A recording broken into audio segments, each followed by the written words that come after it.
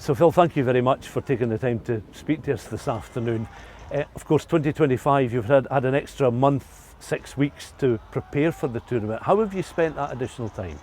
Doesn't feel like we've had an extra 6 weeks, Stuart, but yeah, I mean, obviously we pretty much the day the event finishes, we're on to planning the next one.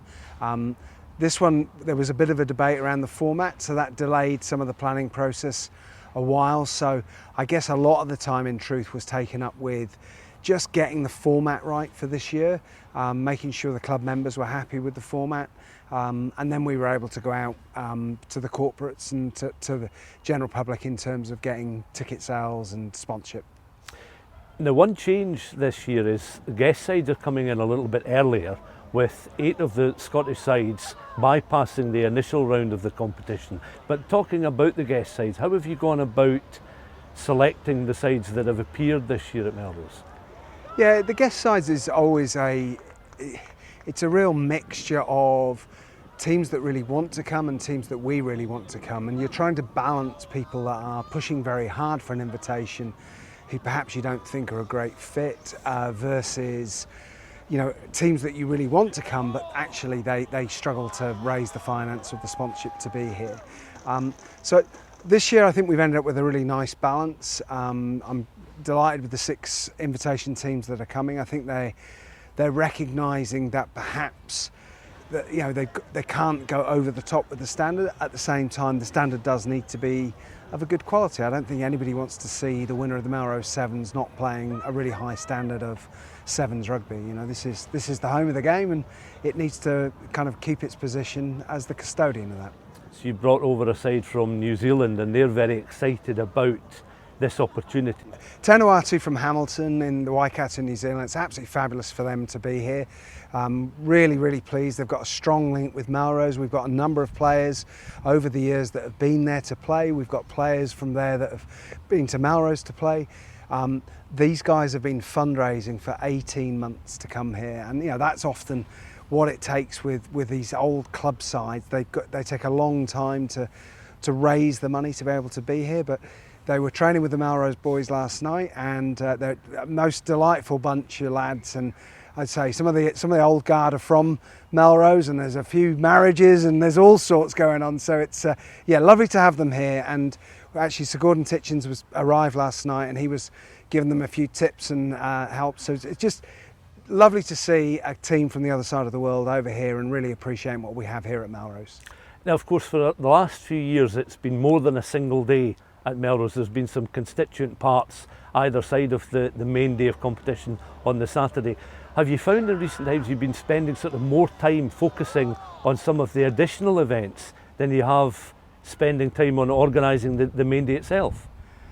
I'm not sure that would be the case. I think the reality is what we're trying to do is expand the offerings so that people that want to come to the Green Yards can come and play. So this year we've got an open under-18 tournament, so teams, under-18 sides from around Scotland, actually some are coming from, down in England. We see that as a real potential. They're going to play their pool matches on the Saturday on the backgrounds, and they'll then play here on the Green Yards and get the experience on the Sunday.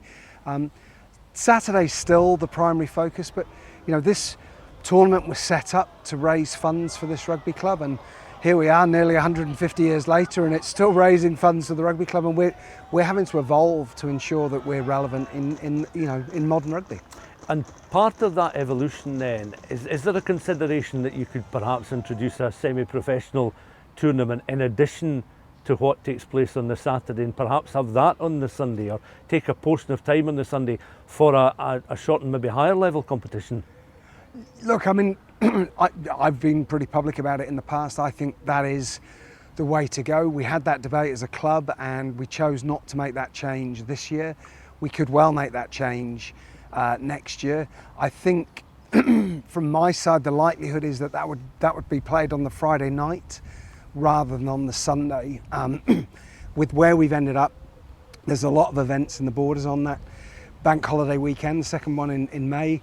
I can see us creating a Borders Festival of Sport and linking up with some of the other events that are going on and really trying to promote the area for people to come and have a variety of events that they can attend. In terms then of maybe external influences, do you find that you have been in the recent past or maybe still influenced by other events, similar events to what you hold at the Green Yards? I don't just mean locally, but sort of nationally, internationally. Or indeed, do you feel that people are coming to you and are influenced by how you structure an event like the Melrose Sevens? I think it's twofold. I always say there are two styles of events. One is what I would call a theatre watcher event, i.e. where you are trying to attract a large supporting crowd, versus what I would call a participation event, where you've got many participation teams attending, and ultimately they tend to make up the crowd. I think Melrose is one of only a few successful supporter events in terms of at that kind of commercial level. My background, obviously, I've experienced Hong Kong. I've visited lots of the World Series events, so yes, that's got an influence on some of what we're doing here. Equally, the World Series is debating how they take their events forward, and we're in conversations with certain tournaments where they're interested to know what our approach has been. So, the world is evolving pretty quickly at the moment, and rugby's evolving, and Sevens has to evolve within that. So, change is inevitable if we want to be relevant. And of course, come 8 o'clock, just after 8 o'clock on Saturday night, you have the presentations, I think 9 in all, with the Kings of the Sevens and Macquarie Cup, of course, being awarded to the best side to sit out with the border clubs. You'll obviously be hoping that there's still a substantial support inside the Green Yards for each and individual trophy to be presented, because that is an important time in any Melrose Sevens day, is the moment where the prizes are handed out. Was there any thought about breaking up the presentations into portions, or was it always be together at the end? Look, I think we have to be flexible. At the end of the day, Melrose are the Kings of the Sevens winners this year. They'll do what they do in this tournament, but I've pretty much been told if they go out early, they're looking for a good day. So I'm not sure we want them on the pitch at 8 o'clock if they're not in a fit state. So I think we'll flex as we need to, but clearly, we're trying to put on the best rugby we can on the Green Yards. For me, the quality of the rugby is the thing that will always bring supporters in. People want to watch the highest quality of rugby that they can, and I would expect people to be here at the end of that event, having watched hopefully a fantastic final, and see the winners lift the various trophies. And the fantastic weather we've had of late, you've had to be very mindful of preserving the artificial surface, because it doesn't look after itself. It needs a lot of TLC, and this dry weather does bring its own difficulties. Yeah, this is the first year we've really faced a dry challenge for the Melrose Sevens while I've been involved, and clearly this is a plastic pitch, so there are histories of people getting grazed in dry weather. So we're working hard with Live Borders to ensure the pitch gets watered. It'll be watered every night now through till Saturday. I think at the moment the forecast is showing a bit of rain on Saturday morning, but after that hopefully a dry day. But the pitch actually needs cooled more than it needs wet, and part of that is the rubber crumb that's underneath. We need to turn that, so that'll get turned tomorrow, and that should actually reduce the temperature. But yeah, very aware of ensuring this is the best pitch it can be for the players. So looking ahead, just to finish off with, Phil, over the next 10, 15 years or so, now none of us, and we'd all love a crystal ball, to plan for the future, but none of us have that luxury, unfortunately.